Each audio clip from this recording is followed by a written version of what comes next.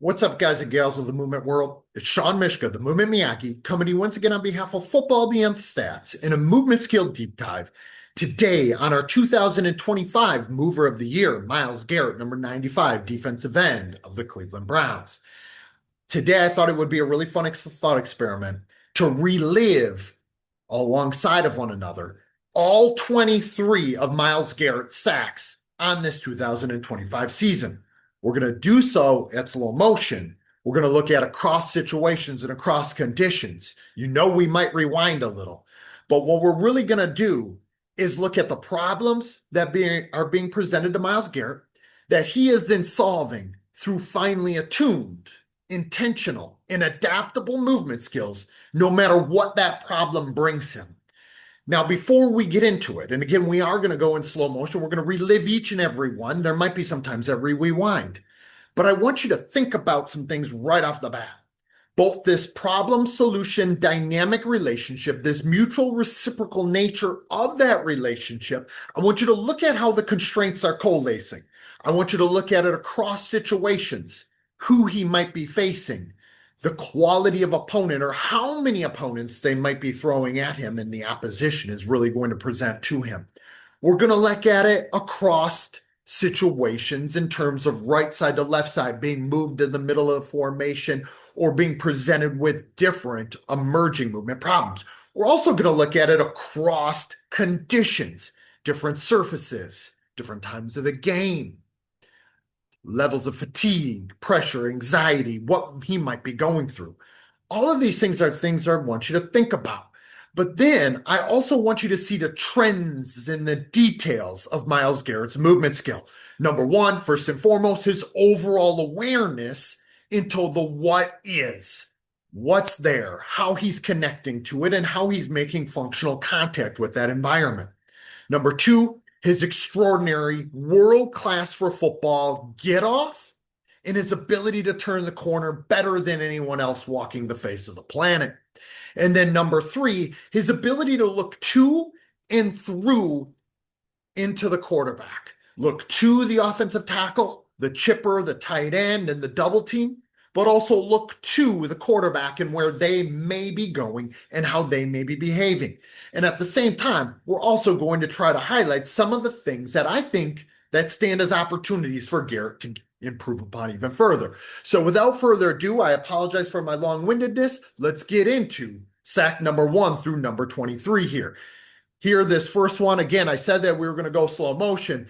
His first sack happens to be against the individual that he gets his last sack against, Joe Burrow of the Cincinnati Bengals. Let's look at it again here. Just because I was talking over it, he basically bulldozes through a man and a half, two-man, double team sack, starting to send the trend right off the bat for sack number 1. We can see this is game number 1 in the fourth quarter. Again, we talked about Myles Garrett across conditions. So again, dexterity, Nikolai Bernstein's idea of dexterity, the ability to solve any emerging movement problem across situations and across conditions. Situations could be right side, left side, double team, single team.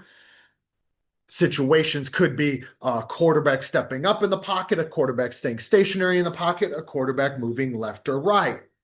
Conditions could be first, second, third, fourth quarter that would bring upon different pressure and anxiety, but also differing levels of fatigue.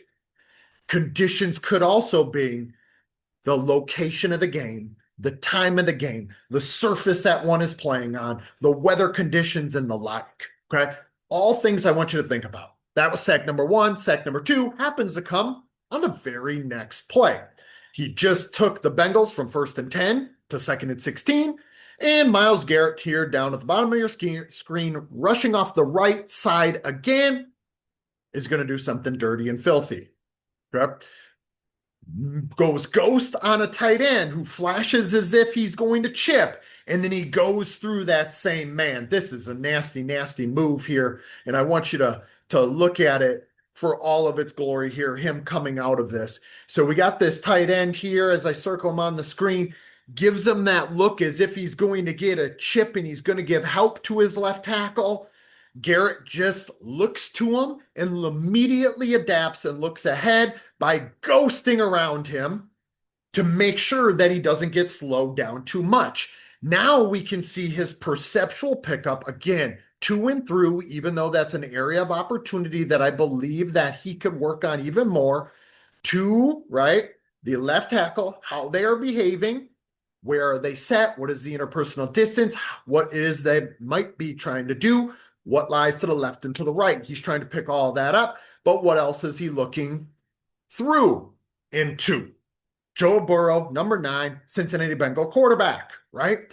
And he needs to simultaneously perceive both of these things. And I want you to look at them for what it is as this unfolds, because we're going to see this as a trend. Myles Garrett doing it as well as anyone is doing it in today's NFL, but I believe that this could be raised to go otherworldly levels. We see him sitting on this left side. He goes in, back out wide, and hesitates and sits down.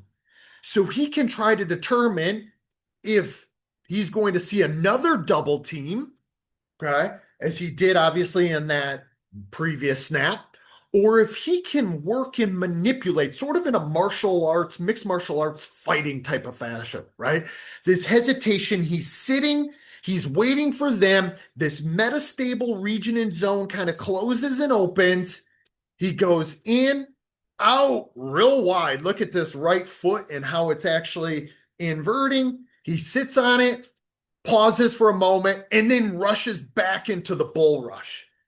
Bulldozes that left tackle right back into Burrow's lap until he can get his hands on him.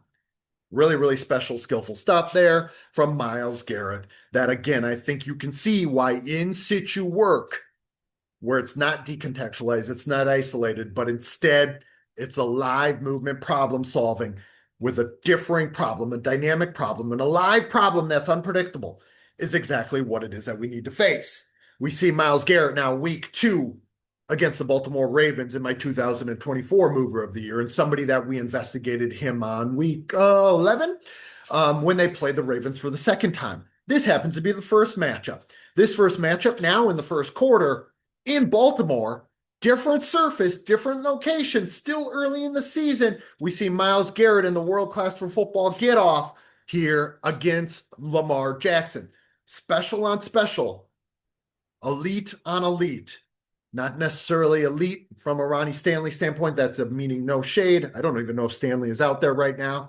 That would be the left tackle here. I can't tell if that's Stanley or not at the moment.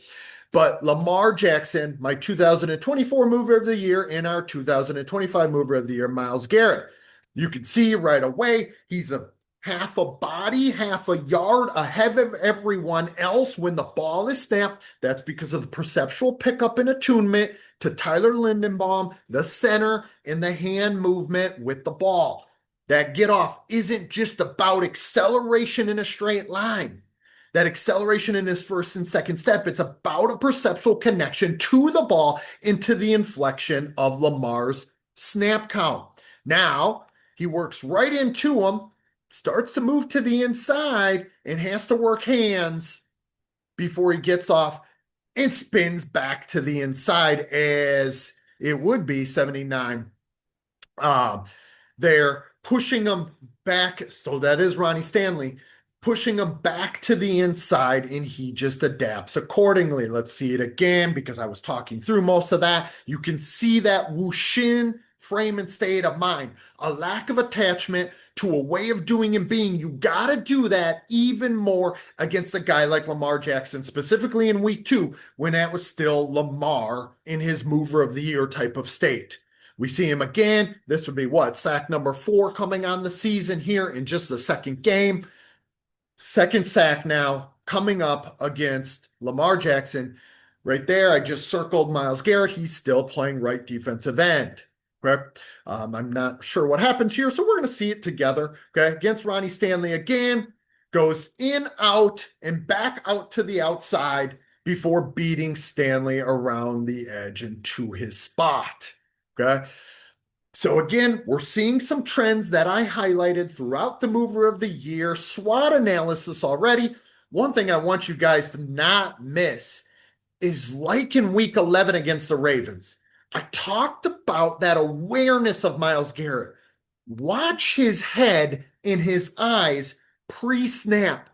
He's constantly scanning and searching for relevant information. That relevant information in this case, play clock, 3 seconds. It happened in week 11 as well. Fast forward to that, or we're going to see it in a couple of moments here as well.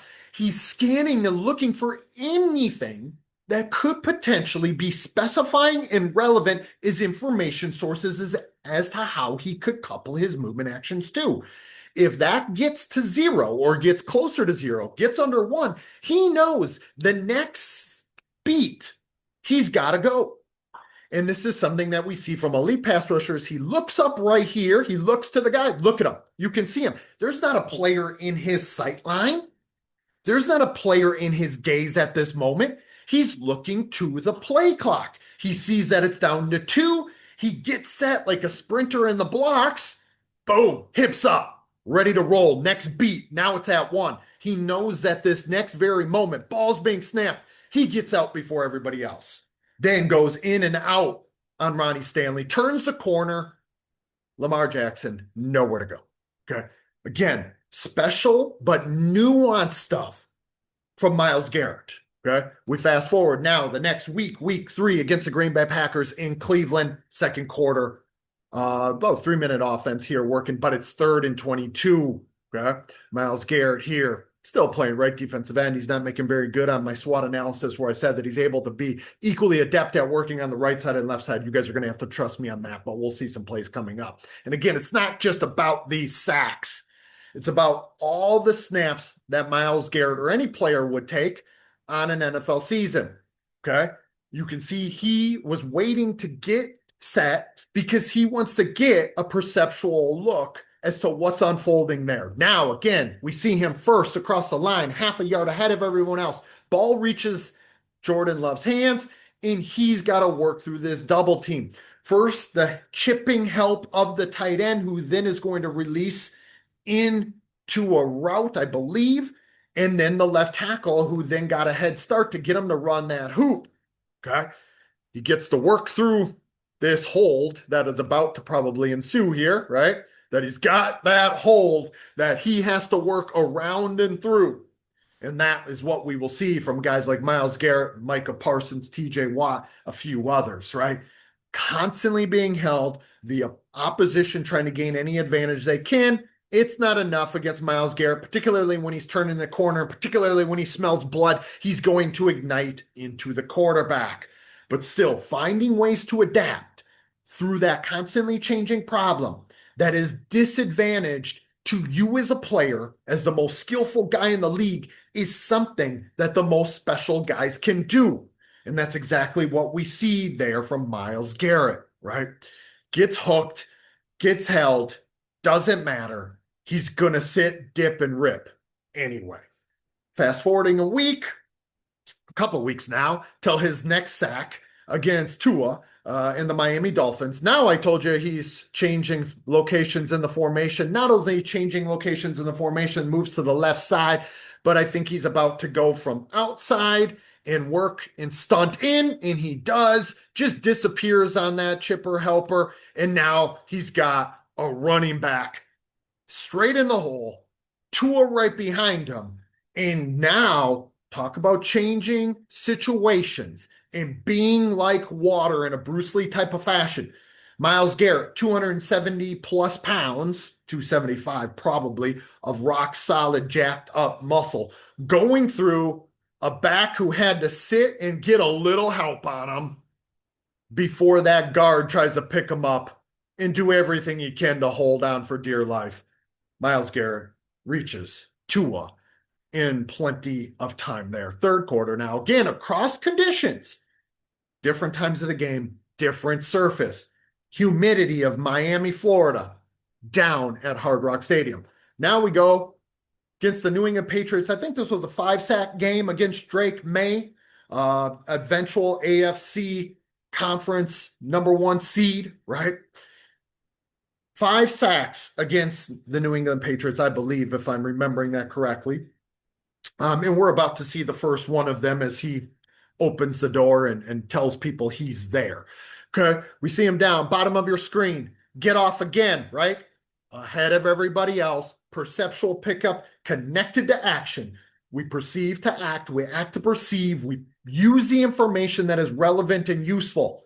Connection to the ball in a simultaneous perceptual pickup to Drake May's cadence. Okay. Nuances in the hand of the center. I'm going to continue to repeat this because I want you guys to pick it up. He works outside on the tight end, comes back and looks to and through again, picks up information about this guy, where he might be sitting, looks to and through to May, sees that May is set now deep. He's going to go wide and just dip around them, beats him with speed around the corner, smells blood, and attacks. Okay. Now, here's one of the areas of opportunity. I believe in situations like this because now Myles Garrett, ears pinned back, hair on fire, smelling blood, wants to just go attack a quarterback. He does get some strip sacks. He does get some forced fumbles on sack fumbles. But I believe that he could be more sensitive and more attuned to the ball and where it is in the quarterback's hand and where that quarterback is in relation to throwing the ball, that he could actually cause more turnovers. And if I was in his corner, this is something that I would lean in on, an education of attention. Drake May doesn't feel him, sense him, perceive him at all. He's got 2 yards behind him, between him. We can see May kind of hunkering down to gather because I think he might now feel him in this space as this space closes. But go for ball, punch to ball. He just often wraps up and tries to sort of predator attack as like a big cat attacking a deer. That's the way I sort of see it from Myles Garrett. But the ball is highly informative also. Okay. Obviously, he gets a sack and he's got more of them than anybody else in a period of time in a single season. But I believe that there were more turnovers to be had more often than not just in this 25 NFL season in these 23 sacks, but across the course of his career. Again, he's ahead of the curve, in, out, in. Now he takes on a different dude, constantly changing problem, just works through him. That's sort of a coverage sack mixed with a pressure sack, right? That's not all Garrett, even though Garrett has to go through multiple parties and people in order to get there. I think that's sack number 2 won the day against New England and Drake May. We see the trends, okay? Myles Garrett, upper top of your screen, right? Defensive end. Then when he gets off a little late, he gets tied up with the blocker, gets tied off with the tight end, gets held up by the left tackle. Now he senses and perceives ball. So maybe what I said before, we see a constant adaptation in the moment, a constant calibration if and when Myles Garrett senses and perceives an opportunity to act, aka an affordance. An affordance is that's there. Drake May not protecting the ball. Drake May holding the ball just a little long. Drake May in his second year in the NFL, letting that ball hang out there like a loaf of bread too often, more often than not, holding onto it for too long a period of time with the intention and expectation to throw, excuse me. And we see Myles Garrett here working again through another hook. He just deals with it. He just adapts. He just flows like water. He and Micah Parsons get held routinely and not called as often as they probably should because they are elite at working through it. And that's exactly what we see in many of these places. Now, again, May pulling the ball. We can see it from this angle. Myles now sees ball, goes for ball. There's something to this, okay? And he goes to the ball. It's still going to be counted as a sack. It's a sack, fumble, strip sack. I believe that there's more of those that could actually unfold for Myles Garrett if he would become more sensitive to the ball. But you need to become sensitive across a variety of situations, across a variety of problems, and different quarterbacks holding the ball in different places in different situations. And that is something that you need to be exposed to. And now Myles Garrett in year 9, you would think you would have enough exposure, but I don't know what he's seeing consistently and frequently in practice. Is it truly alive? Is he allowed to be attuned and sensitive to the ball and to explore its punching out? That probably remains to be seen. But if anybody is watching this who might be able to make changes to how they're practicing, that's something I would implore you to do because I believe that there's another special level that Myles Garrett could go to. So if Myles Garrett, if you see this, I would implore you to think about that. Now we see Myles down at the bottom of your screen, left defensive end, wide out, and he's just going to, I believe, use speed and then adapt and flow with the rollout of Drake May. Another ball, okay? Yes, he's in the shadows and we can't see it that well, but I think you guys can speculate with me how Drake May is carrying the ball here. This is another situation where I believe that if Myles were to utilize his athleticism, be attuned and sensitive to the ball, he could adaptively act in relation to get the ball and not just the sack. But this ability that, I mean, first they're leaving him free, right? So now 1v1 in open space, Drake May versus Myles Garrett. You know who I'm taking all day long with this. Attuned and sensitive to the behaviors, interpersonal distance, posture, and kinematics. Becoming more sensitive to posture and kinematics here, guys and gals, will tell us, or tell Myles rather, inform Myles as to where the ball is going to be and when, and what Drake May is doing with the ball. So as he closes space, as he has Drake May dead to rights, yes, May still looking to throw, but look at how that ball is hanging out there. Myles, my man, you're just hungry, thirsty to take down Dre May. But look at right here. Okay. You got to act and counteract. Left hand, right hand, coming around, coming up and through, doing anything to get the ball. Yes, it's first and goal. And yes, you're about to get a sack. Yes, you're about to bring him down for a loss, a significant loss at that. But could you have had the ball if you were to adapt in a different way? Drake May is still hanging that thing out there. Yes, Myles Garrett is now pulling him down from behind, using his extraordinary athleticism, but that ball was there to be had. He pulls him down, almost gets, I guess, an illegal tackle, probably, depending on if they're going to call that a hip drop or not. A hip drop type of tackle, some will probably call that, or some it may look like it on the surface, especially with the way that he pulls on him. Luckily, he has his jersey and not necessarily his hips and then dropping down with his own hips. But again, ball there to be had. How many sacks was that of Drake May? I think that was 3. Now we're talking about number 4. Maybe we're on 4 going on 5. Now Myles Garrett still on the upper left, goes in, out, and then right back through into a bull rush, pushes his guy back, tosses him aside, coverage, mixing with pass rush, keeping rush lanes, and then Myles Garrett is the beneficiary. Guys and gals, we can't hold any of those types of plays against the Myles Garrett. Okay, so that was number 5, if he did, in fact, have a 5-sack game against Drake May, which I think he did. Something to think about here. I know I've heard the conversations about, like Michael Strahan back in the day against Brett Favre with the Brett Favre gimme sack to get number 22 and a half. Heard it with any of Myles Garrett sacks, guys and gals. Sacking the quarterback in the NFL, no matter how simple or easier it might look on the surface, even if you're a free rusher coming off the edge and it's you versus the quarterback, sacking the quarterback in the NFL is not easy. It's why it's one of the most storied statistics and records that are held. So we can't discredit any of these. Okay. Now, Justin Fields, elite runner in the open field against the Cleveland Browns here. Myles Garrett, upper right hand. Becton, is that Becton number 74? Just lets him run on by, run the hoop, and Myles just has to follow a dynamic quarterback in space who didn't seem overly attuned and sensitive to where Myles was going to be.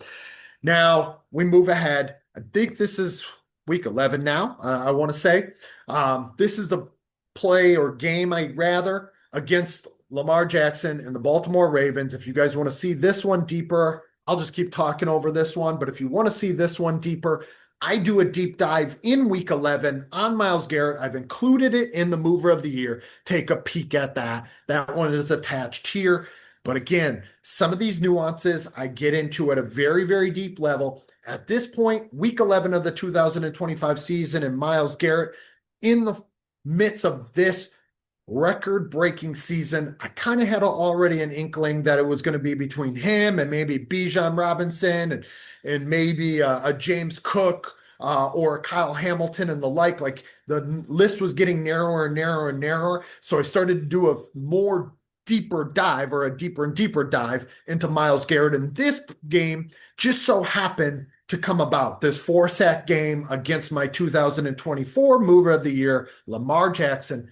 Lamar Jackson, at this point, not necessarily behaving the way that he typically would as a mover, having suffered numerous injuries week to week to week that changed how he perceived, intended, and acted upon the world. But nonetheless, you're still sacking Lamar Jackson 4 times in a singular game. If you were Myles Garrett, it's still something as a feather in your cap. And it's still best on best, elite versus elite.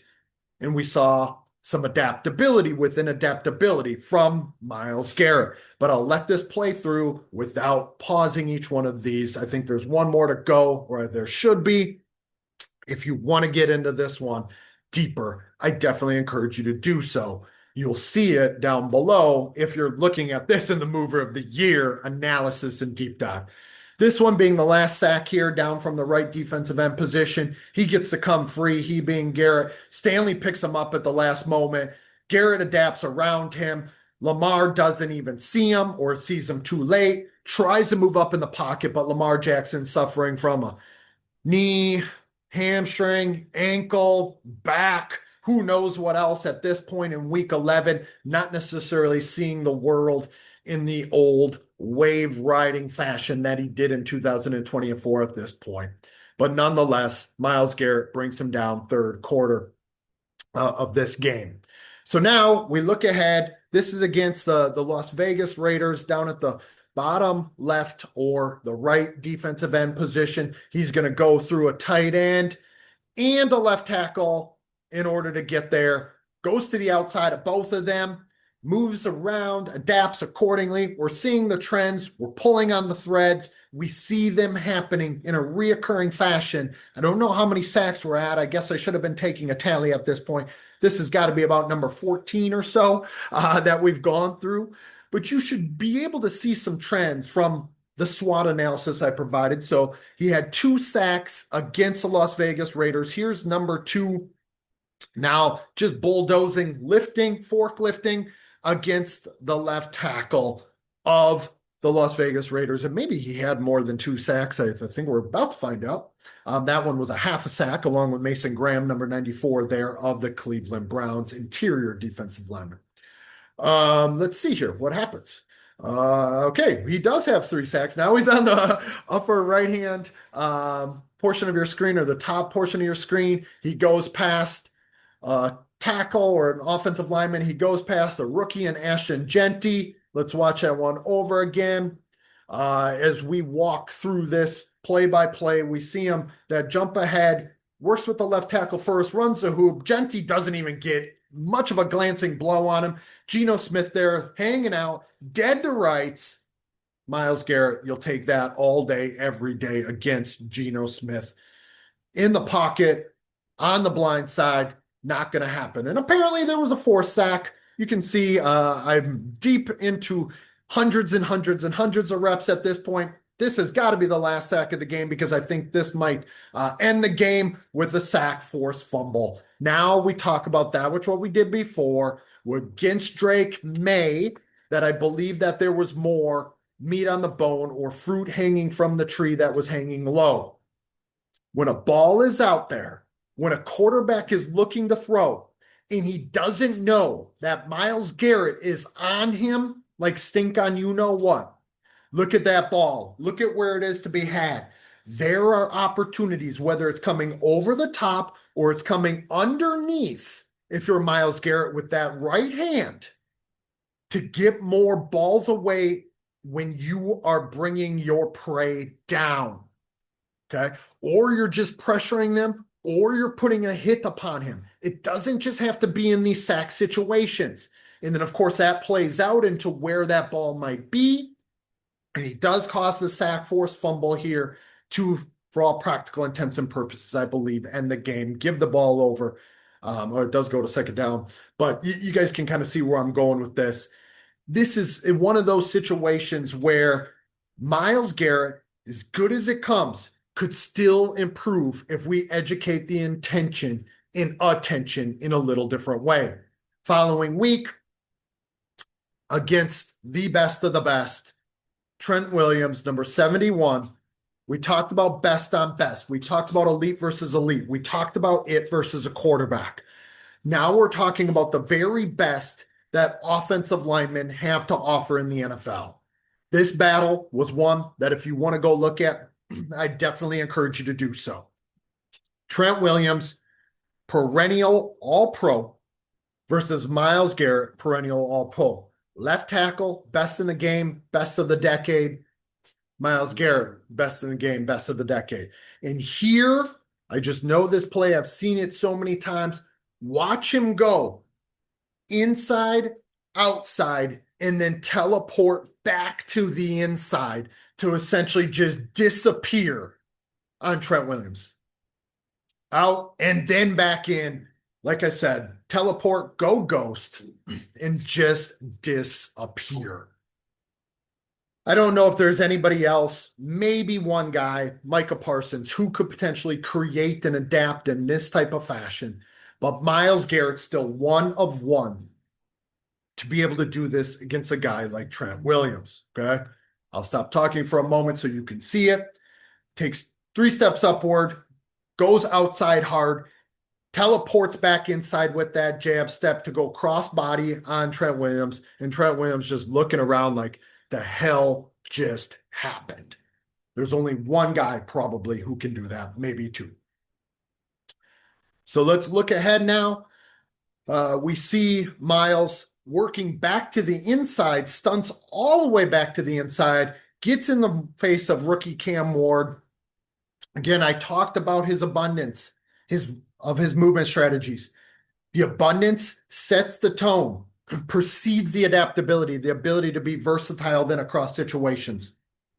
Now we see him back at his right defensive end position, takes on Cole Kmet, number 85 there, as a chipper, gets around the corner against 75, runs the hoop, dip and rip, just sit low, disappear on him, turn the corner, and don't let him deter you. Create a small target. We talk about this over and over and over again.